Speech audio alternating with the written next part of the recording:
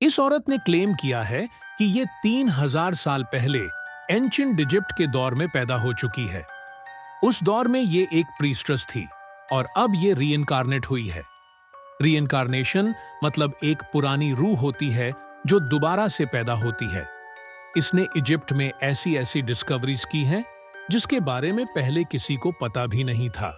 वैसे पर्सनली मैं इस तरह के रीइंकारनेशन केसेस को मानता नहीं हूं, लेकिन इस औरत के केस में इसकी पूरी लाइफ में जो जो शॉकिंग इवेंट्स हुए हैं उसको देख के तो लगता है कि शायद वाकई ये एंशिएंट इजिप्ट के दौर से ही है।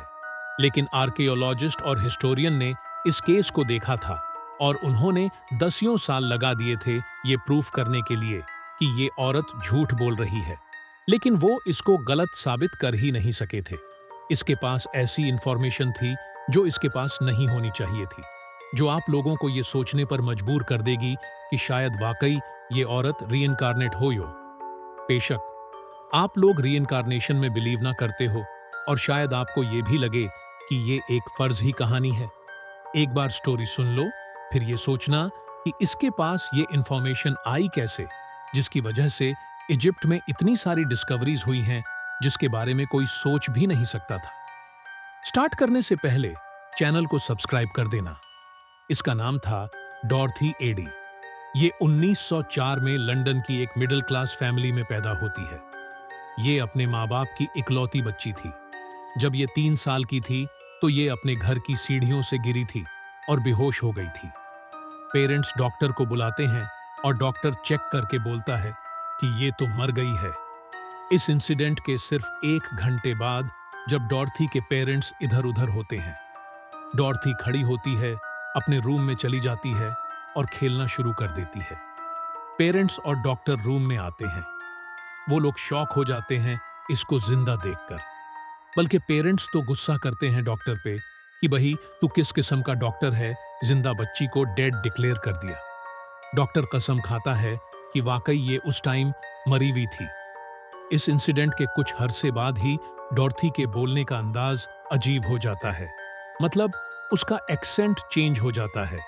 डॉक्टर और स्पेशलिस्ट ये बोलते हैं कि डॉर्थी फॉरेन एक्सेंट सिंड्रोम से सफर कर रही है और ये बड़ा कॉमन होता है उन लोगों में जिनको बहुत बुरी हेड इंजरी हुई हो।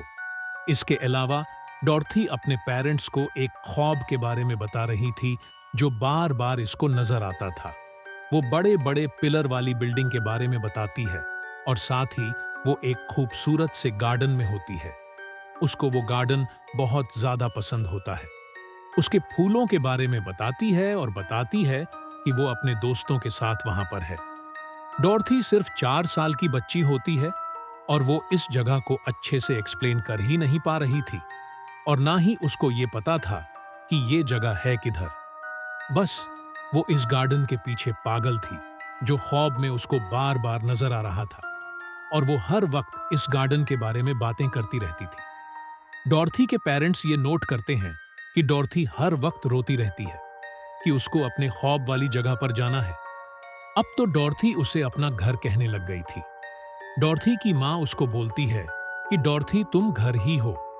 डॉर्थी बोलती है कि नहीं, ये मेरा घर नहीं है, मेरा घर तो उस गार्डन में है बिल्डिंग के पास। अब होता यह है कि डॉर्थी को डिस्ट्रैक्ट करने के लिए उसके पेरेंट्स उसको ब्रिटिश म्यूजियम ले जाते हैं, जिधर बड़े बड़े एंशिएंट इजिप्ट के एग्जीबिशन सेट लगे हुए थे। जब वो इस म्यूजियम के अंदर जाते हैं और डॉर्थी देखती है कि उधर फिरोज के स्टैचूज पड़े हैं, पिरामिड्स की पिक्चर लगी हुई है, वो भागकर इस एग्जीबिशन में जाती है और अलग अलग फिरोज के स्टैचूज और फिंग्स के पांव चूमने लग जाती है और वो चीख चीख कर बोलती है कि मैं अपने घर आ गई हूं, ये सब मेरे ही लोग हैं। पूरे म्यूजियम में इसने शोर मचा दिया था और वो इधर से वापस जाने को तैयार ही नहीं थी। डॉर्थी के पेरेंट्स उसको चुप करवा रहे थे। वो बड़ा एम्बैरस थे क्योंकि सब लोग देख रहे थे कि पता नहीं इनकी बच्ची के साथ क्या हुआ है। डॉर्थी फिर अपने पेरेंट्स के साथ वापस चली तो जाती है, लेकिन इसके बाद उसको ये पता चल जाता है कि वो जगह जो इसके ख्वाब में नजर आती थी वो एंशिएंट इजिप्ट था। तो वो एंशिएंट इजिप्ट के साथ पूरी तरह ऑब्सेस्ड हो जाती है। जब डॉर्थी 6 साल की होती है और उसको पढ़ना लिखना आ जाता है इंग्लिश में, तो वो इजिप्शियन हायरोग्राफिक्स में इंटरेस्ट लेना शुरू कर देती है। वो बताती है कि उसको पता तो है कि ये क्या है, लेकिन वो भूल गई है कि इसको पढ़ना कैसे है। 7 साल की उम्र में डॉर्थी एक टेक्स्ट बुक को देख रही होती है, तो उसके सामने टेम्पल ऑफ सैटी द फर्स्ट की पिक्चर आ जाती है, जो अबिडोस इजिप्ट में है। जैसे ही वो इस पिक्चर को देखती है तो वो बोलती है, यही तो मेरा घर है और मैं इधर से ही हूँ।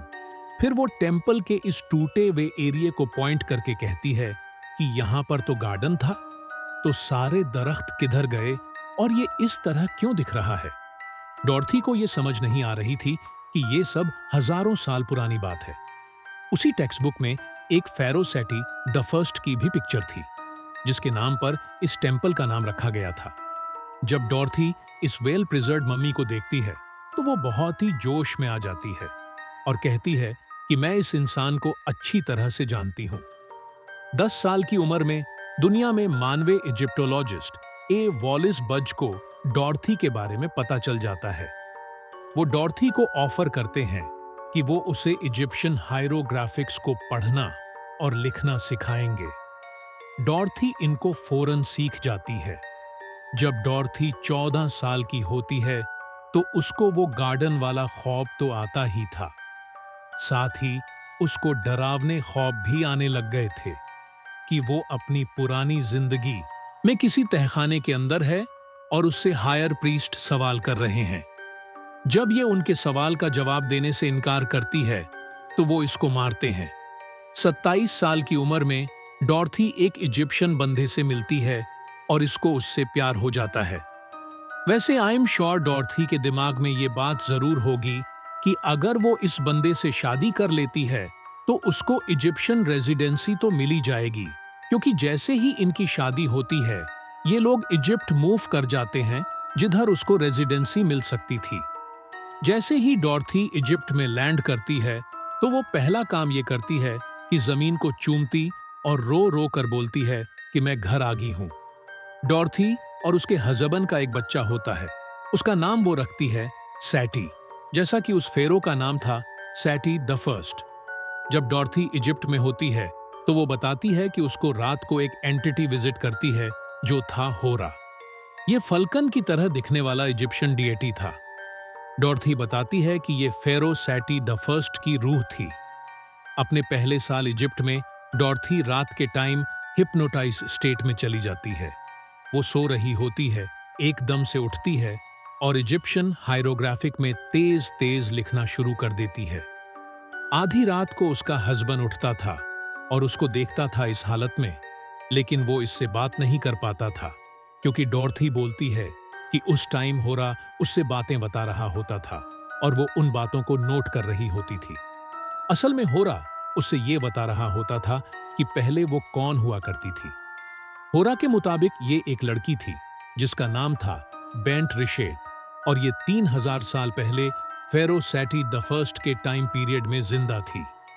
ये टेम्पल ऑफ सैटी में रहती थी, गार्डन के पास। 1 साल तक डॉर्थी ये नोट करती रहती है इजिप्शियन हायरोग्राफिक में, और ये 70 पेजेस लिख लेती है जो इसके पहले की लाइफ स्टोरी थी। और वो ये है, डॉर्थी के तौर पर पैदा होने से पहले ये एक इजिप्शियन औरत थी जिसका नाम था बेंट रिशेट। इसके फादर सोल्जर थे और इसकी माँ फल बेचा करती थी, जो मर गई थी जब ये 3 साल की थी। इसके फादर इसकी देखभाल नहीं कर सकते थे, तो वो इसको टेम्पल ऑफ कोमल सुल्तान में लगवा देते हैं, जिधर ये बड़ी होती है और बाद में ये एक प्रीस्टस बन जाती है।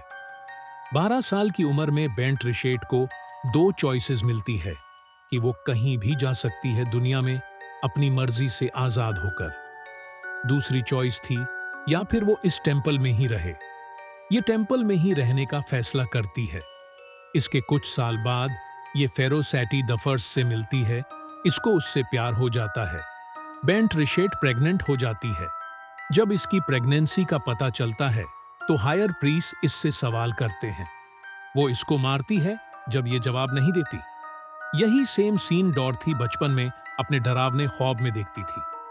फेरो सैटी का नाम पब्लिक में ना आजर उसकी बदनामी ना हो, इस वजह से बेंट रिशेट अपनी जान ले लेती है। डॉर्थी का हस्बैंड तंग आ जाता है। उसको बार बार इस हालत में देखते हुए कि वो रातों को जागती है, हिप्नोटाइज कंडीशन में हो जाती है, इजिप्शियन हायरोग्राफिक्स में लिखना शुरू कर देती है। इस सब से वो थक गया था और वो इसको डिवोर्स दे देता है। इसके बाद डॉर्थी अपने बच्चे के साथ दूसरे सिटी में शिफ्ट हो जाती है, गीजा पिरामिड्स के साथ। अब क्योंकि इसके बच्चे का नाम इसने सैटी रखा था, तो लोग उसको ओम सैटी बुलाने लग गए थे, जिसका मतलब था सैटी की माँ। इस टाइम पीरियड में डॉर्थी इजिप्ट डिपार्टमेंट ऑफ एंटिक्विटी में जॉब करना शुरू कर देती है और इसका बहुत ही सक्सेसफुल करियर होता है इजिप्टोलॉजी में। तकरीबन 20 साल तक ये टेम्पल ऑफ सैटी डफर्स को रिसर्च करती है और उसकी एक एक चीज पर गौर करती है। सिर्फ टेम्पल को नहीं, बल्कि उन लोगों को भी जो वहां पर रहते थे, क्योंकि इसके मुताबिक ये भी वही रहती थी। 1952 में ओम सैटी जब अपनी 50 में होती है तो उसकी जॉब एबाडस में ही लग जाती है। तो फाइनली वो अपना कदम टेम्पल ऑफ सैटी में रखती है। वो बोलती है कि ऐसा लग रहा है जैसे मैं यहीं रहती हूँ। टेम्पल के एक रूम में वो अपना ऑफिस बना लेती है और सारा टाइम वहीं पर स्पेंड करती है। उसने अंदर एक कोबरा को अपना दोस्त बना लिया था और उसको वो हर रोज खाना देती थी। वैसे तो ओम सैटी की बहुत सारी कंट्रीब्यूशन है इजिप्टोलॉजी में, लेकिन वो चीजें जिनकी वजह से ये हाईलाइट हुई थी वो थी, जैसे ही ये टेम्पल ऑफ सैटी में एंटर होती है तो वो उस गार्डन की लोकेशन बताती है कि गार्डन यहां पर था, क्योंकि बचपन से तो वो उस गार्डन का ख्वाब देख रही होती है। तो वो बोलती है कि इधर खुदाई करो, यहां पर गार्डन मिलेगा। तो वो खुदाई करते हैं तो वाकई वहां पर गार्डन था। इसके साथ ही वो ये भी बताती है कि कौन सा दरख्त किधर था, मतलब पूरे गार्डन का लेआउट बताती है और इसकी सारी बातें कंफर्म हो जाती हैं। फिर ओम सैटी बोलती है कि टेम्पल की नॉर्थ साइड पर खुदाई करो, वहां पर एक सीक्रेट टनल मिलेगी। वो लोग खुदाई करते हैं तो उधर वाकई सीक्रेट टनल मिल जाती है। किसी को भी इस टनल के बारे में पता चल ही नहीं सकता था और ऐसा हो ही नहीं सकता था कि ओम सैटी को इसके बारे में बगैर किसी एक्सटर्नल नॉलेज के पता हो। इसके अलावा ओम सैटी ने रिसर्चर्स को बोला था कि वो सर्च करें एक स्पेसिफिक एरिया में जिसका नाम था वैली ऑफ द किंग्स। वहां पर एक फॉरगॉटन टॉम है। जब रिसर्चर्स उस एरिया में देखते हैं तो वहां पर एक टॉम मिल जाता है जो पहले डिस्कवरी नहीं हुआ था। इसकी कोई एक्सप्लेनेशन नहीं है कि ओम सैटी को इतना सब कैसे पता चला इजिप्शियन कल्चर के बारे में, जो लोगों को ये सोचने पर मजबूर कर देता है कि शायद वाकई ये रीइंकार्नेट हुई हो। वीडियो को लाइक करने के बाद कमेंट्स में जरूर बताना कि आपको इसके बारे में क्या लगते हैं।